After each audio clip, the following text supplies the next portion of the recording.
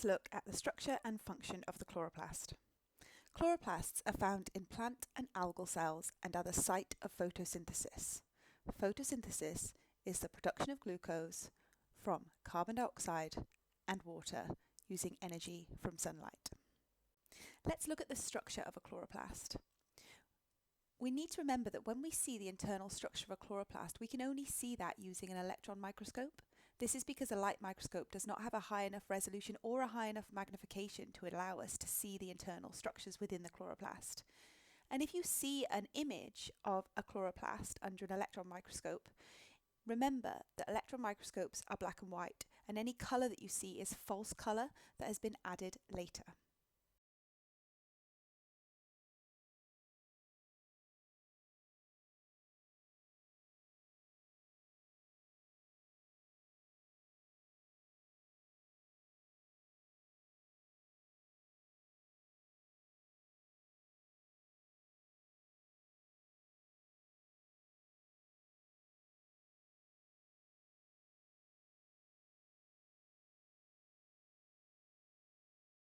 So we can see the chloroplast has both an inner and an outer chloroplast membrane. It's really important that we imagine the chloroplast as a three-dimensional thing. What we are seeing here is a cut through of an internal section of the chloroplast. Inside, we can see there are these stacks of internal membranes within the chloroplast called thylakoid membranes. The stacks themselves are called granule stacks, or granum for one singular stack, and grana for the plural.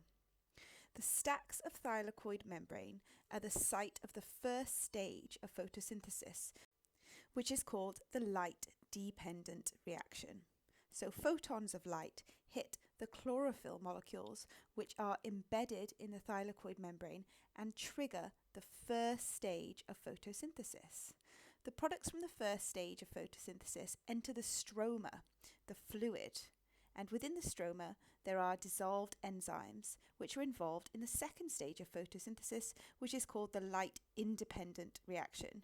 Depending on where you're reading about the light-independent reaction, sometimes you'll see it called the Calvin-Benson cycle, which is named after the two men who first discovered it, and sometimes it's called the Dart reaction if you're reading a really old textbook.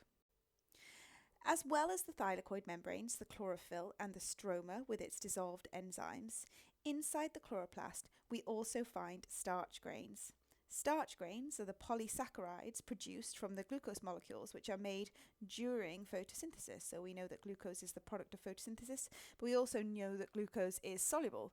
And if we were to just leave it as glucose, it would just dissolve away and it would be lost to the cell. It would not be able to be useful. So we add it all together using condensation reactions to form these glycosidic bonds between the glucose molecules, and we make starch grains. This is how we store our glucose.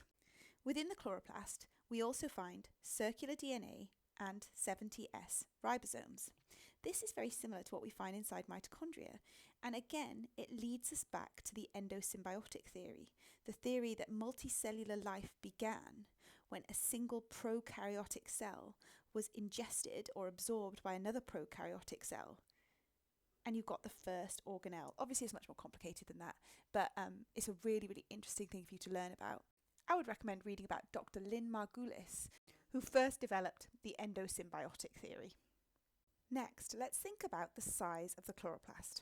So, if we were to think about the diameter of the chloroplast, the average chloroplast ranges in diameter from between 4 and 10 micrometers. Which plant cell would you expect to contain the most chloroplasts, and why? Plant cells which are most exposed to light are most likely to contain chloroplasts, and those on the upper surface of the leaves are going to contain chloroplasts in the highest concentration. So if we think about the leaf, we know that the cells at the very top of the leaf structure are called the palisade mesophyll cells. So these are the ones that are going to have the highest concentration of chloroplasts. And the root cells we would expect to contain no chloroplasts at all because they're not exposed to the light. And that's everything that you need to know about chloroplasts for now. Well done.